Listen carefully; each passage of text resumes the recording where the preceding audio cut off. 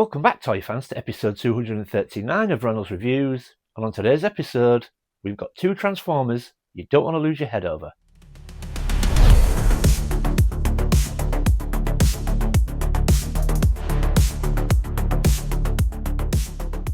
Welcome back, everyone. Now, like I said in the intro, today we have got two Transformers that you do not want to lose your head over. Now, if you know your G1 Transformers, you may have figured out that I'm talking about the G1 Headmasters. Now, the Headmasters were released in around 1987, and I have managed to get two into my collection only in the last few months. Now, one was a very, very generous gift of a good friend of mine and a good friend of the channel, which I will go into once we get into the video. But also that G1 Transformer is also connected to quite a sad childhood memory of mine, but yet somehow I've actually gained affection for that Transformer through that sad memory, which again I will go into once we get into the video. So without further ado, let's go take a look at some G1 Headmasters. Let's search that planet, Magnus. We've got to find them, but they're helping to defeat the Decepticons. Look, it's the Headmaster Autobots. Incredible! Yes, the driver of the vehicle actually becomes the head of the robot. Headmaster Transformers, much more than meets the eye. The Transformers. Each Headmaster Autobot displays a readout of its power. Nothing's better than going to battle with Headmaster Transformers, sold separately from Hasbro. Okay, folks, so the first Headmaster I've got in my collection is Skullcruncher. Now, before anyone jumps into my comments and starts screaming at me, Luke, that's not a G1. I understand this isn't a G1 Transformer. This is the reissue, but the reason why I'm showing this first is just to reference the packaging, because the one thing I don't have is the original packaging for the Headmasters that I've got. So I'm going to show these first, just to show you the packaging, because they're pretty much identical on the front and back, just to give you an idea of what they would have come like back in the day. So I love Transformers packaging. I've said before, they tick every box for me. You've got a character, you've got a picture of the character on the front, they've got a window so you can see the toy inside, and they come in a box rather than on a card back, so you can open these and get the toy out without having to destroy the packaging. I love Transformers packaging, and like I said, this is pretty much the exact same as the 80s packaging, so it's just to show you what they would have come like back in the day. I'm not going to get these out. We are going to see original G1 Transformers later in the video, so look at that. I absolutely think the packaging is beautiful. I love the colours. Like I say, it ticks every box. Window, box so you don't have to destroy the packaging to get to the toy. I think these look great. And look at that image of Skullcruncher on that side. Absolutely love it. As you can see on this side, so the gimmick of the Headmasters was they had a little robot that came with them, so that transformed into the head to be used as the head of the robot. But when it was in animal form or alternate form, then it became the driver. And as you can see there, we've got on this side, we've got Grax, which is the Headmaster for Skullcruncher, and it looks absolutely wicked cool. And then when we spin it around on the back again, we always get these epic battle scenes on the backs of Transformers boxes. And look at that, this is no different. We've got Skullcruncher down there, we've got Mindwipe there, we've got, I always forget this one, is it Chrome Dome there? Yeah, absolutely awesome. And then of course, down in the corner, as we did on the vintage packaging, we've got Skullcruncher's tech specs. It's absolutely wicked. But like I said, I am only referencing this guy for the packaging. Let's move on to the second Headmaster that I've got in my collection. And the second one is Hardhead, and this one is my particular favourite Headmaster. I absolutely love Hardhead. Again, this is the reissue. I'm just showing it once again for referencing of the packaging. But look at that. Same again, we've got that window so we can see the toy. An amazing image of Hardhead on the right-hand side. And then once again on the left-hand side, we've got Joros, which is Hardhead's Headmaster. That's not easy to say. But yeah, absolutely awesome packaging. I love Transformers packaging. I think it's maybe controversial. Is it the best packaging of the 80s? I know we had Star Wars and we had Mask and we had things like Masters of the Universe and all amazing packaging, but is anything better than Transformers packaging? Jump in the comments, let me know. And then once again on the back, that amazing battle scene. It's the same image, and then back in the left hand bottom corner again, we've got Hardhead's tech specs, again just like the vintage packaging. And yeah, I just think these boxes are fantastic. Okay guys, so there we go. We've looked at the packaging, so you now know that the G1 Headmasters in my collection are Skullcruncher and Hardhead. So let's go take a look at them in a little bit more detail. Okay folks, so we're going to start with Skullcruncher, and as you can see now we have got the original G1 version. And personally I think Skullcruncher looks wicked, especially in his alternate mode. So in this case he's an alligator. Looks wicked cool, man, and I always wanted this guy when I was a kid. I don't think I ever got him, but I'm very, very glad to have him in my collection. Now, I'm an adult collector, but let's start with Grax. So here we've got Grax. So this is his Headmaster. And obviously when Skullcruncher is in alligator mode. Grax takes his place in the cockpit, which is inside his mouth, which I will show you in a second. And then obviously when he goes into robot mode, Grax turns into the head and becomes the head of the robot. But let's just move him out of the way and we'll just take a look at Skullcruncher in a little bit more detail. So again, look, I always say G1 Transformers a lot of the time in certain modes, whether it's robot mode or their alternative mode, whether it's a vehicle or an animal or whatever, in one of them they usually look a bit rubbish, whereas this guy looks awesome in both modes, which is why, or one of the reasons why I love him. But look at him in alligator mode. How awesome does that look as an alligator? There's not one part of it that I think looks sort of a bit strange or a bit out of place. I just think he looks awesome, and his colour scheme is wicked cool. His stickers have held up really well. He's got the Decepticon rub side on the top there, which does work. They're sometimes sort of missing or not working. But how cool does he look? And the transformation is quite simple as well, Shabby, so you'll be pleased to know that. But again, so once he's in alligator mode, you would, see if I can do it, open his mouth. And it is on a ratchet, so it's really cool, so it stays open nice and wide if you want it to. And then you would just grab Grax, sit him in there. So he now becomes the pilot or the driver, would you say? I guess it's the driver, isn't it? And then you would shut his mouth. And there you go. Now, I'm assuming when he's in alligator mode, his main threat would be he would eat people. Well, if Grax is in his mouth, I'm not quite sure how that would work now, but yeah, I absolutely love Skullcruncher. Like I said, wanted it as a kid, and I actually picked this up from Monkey's Emporium. Now, he is missing his gun. He should come with 3 accessories, so he should come with his gun. He should come with his little tail end. Now, that doubles up as a sword when he's in robot mode. The little tail end is often missing, and obviously it should come with his driver. Now, Grax, the headmaster or the driver, that's where the money is. You'll often find these without the head. They often are missing accessories as well, but the main thing is they're often missing the head, and the head is where the money is. So don't be tempted to buy a head on its own, because people ask for 30-40 quid for the head alone on places like eBay. Try to get them complete, because once they're complete, they are a little bit pricey, obviously, but far cheaper when you break it down to get it complete than try and get the body first and then the head afterwards.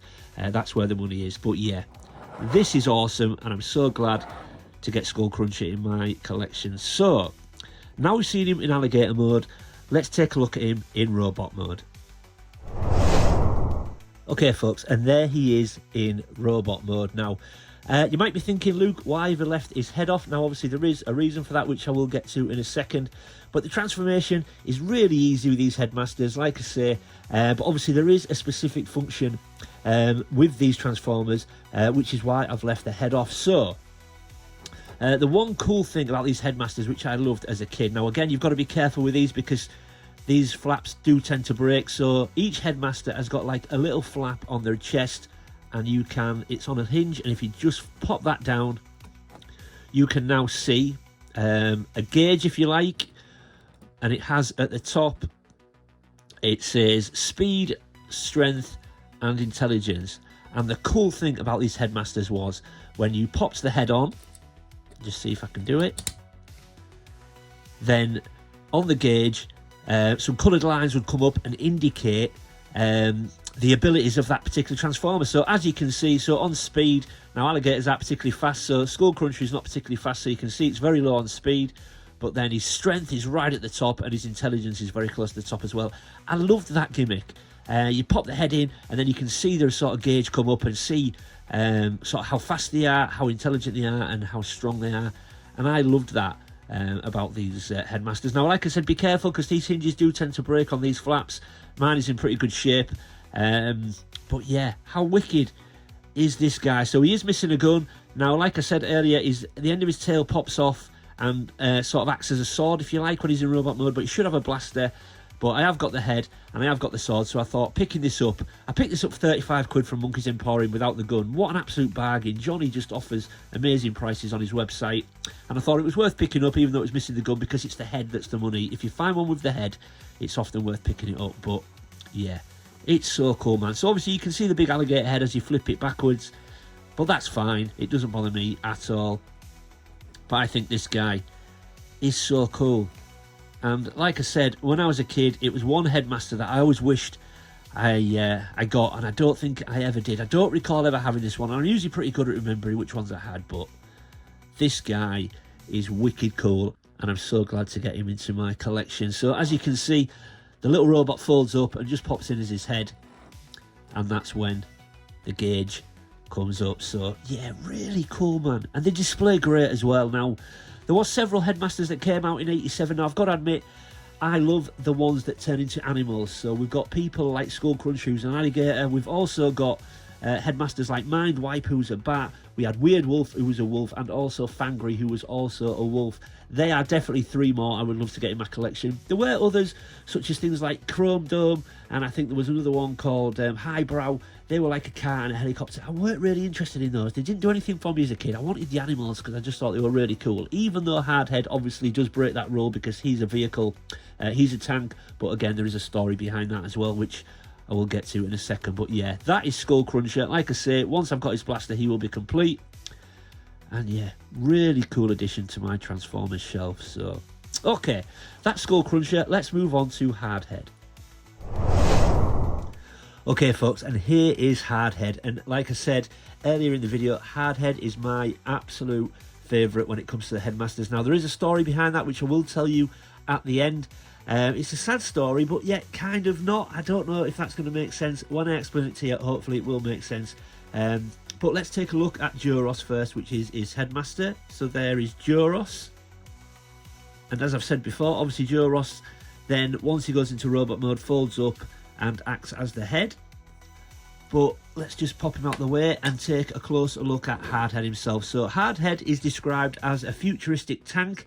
And like I said, even though earlier I said I love the animal Headmasters, not so much the vehicles, this one is an exception, which again, the story will explain that at the end. But look at this guy. Now, I need to give a massive, massive shout out to our Sai, better known as Manga Fandanga, because Sai gifted me this at Christmas, and I'm so grateful, Sai, for that. I love this guy.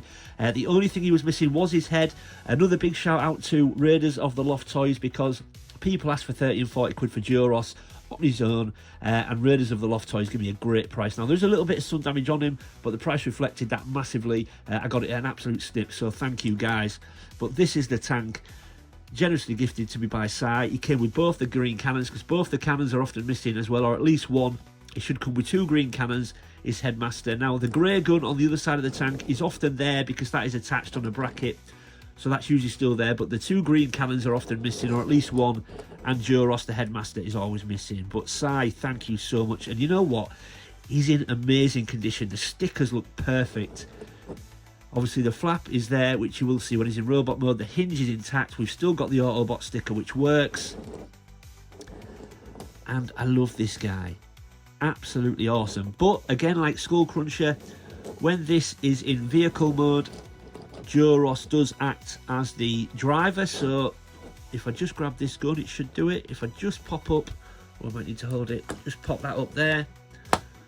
So that pops up, and then Joros just sits in there and obviously acts now as the driver. Pop that back down, and there we go. Honestly, I love Hardhead. I think the colour scheme looks fantastic. I think that futuristic style tank looks great. He's got little wheels on the bottom, so he does roll nicely. And yeah, absolutely so happy when Sai gifted me this. I couldn't believe it. It's one that I've tried to get into my collection for a while, but trying to find one complete was difficult, and when I did find one, it was very pricey.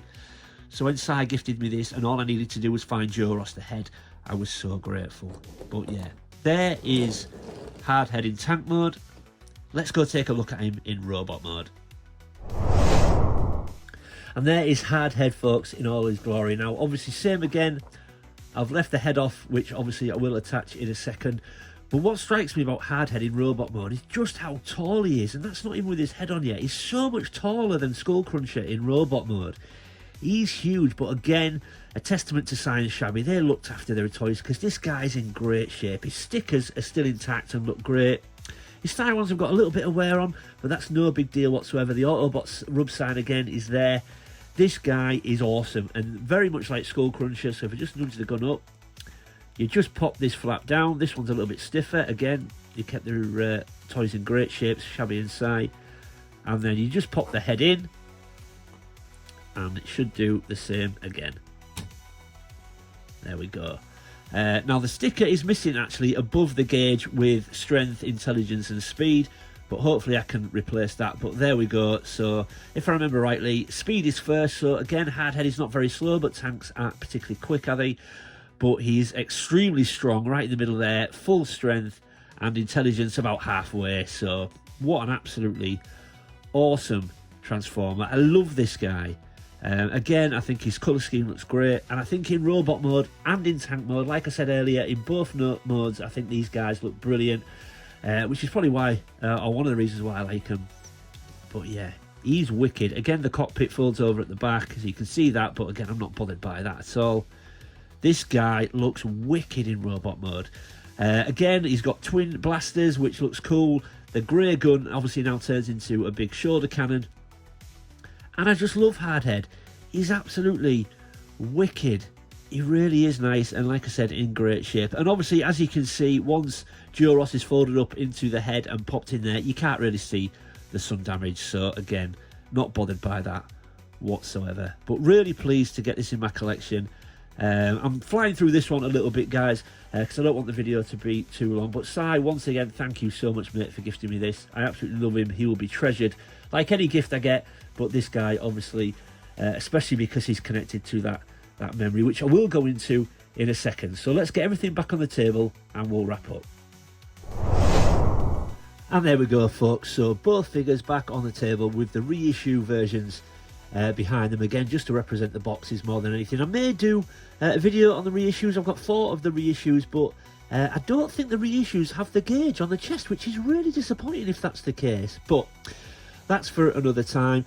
So you'll all be wondering what the story is about Hardhead and why he's my particular favourite and why I have a huge affection for him. Now, like I said, it's a little bit sort of bittersweet, really. It's a strange story, but when I was 9 years old, my mum and dad split from each other, and it was a really tough time. And I remember my mum taking me and my brother out one morning. She took us to a local cafe. We had something to eat and drink, but she also took us to our local Woolworths, and you all know Woolworths was our store when I was a kid. And she told us we could pick one toy each. Now, I can't remember to this day what my brother picked, but I know that I picked Hardhead. And she sat us down in the cafe, and she basically told us that she was splitting from my dad. And it was a really, really, obviously, difficult time when, you know, at 9 years old, it was tough to see your parents splitting up.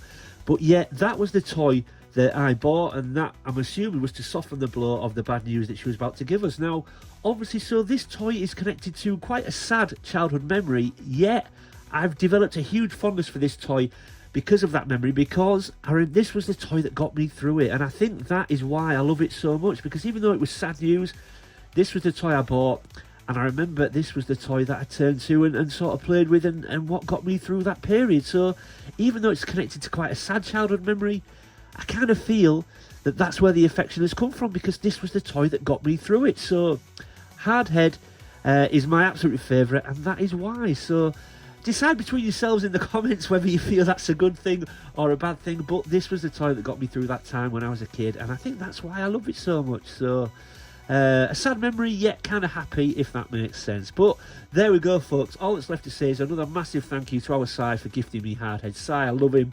He will be treasured in my Transformers collection. But yeah, there we go, folks. Another episode down for another week. If you're new to the channel, thanks for stopping by and giving me a shot. I hope you'll consider leaving a like and subscribing. It really does help the channel. And if one of my existing viewers and existing subscribers, thanks for sticking with me, folks. I really do appreciate it. Leave any comments or questions in the comment section below. I always try to read everyone's comments and get back to everybody. And as always, keep collecting. I'll see you next time.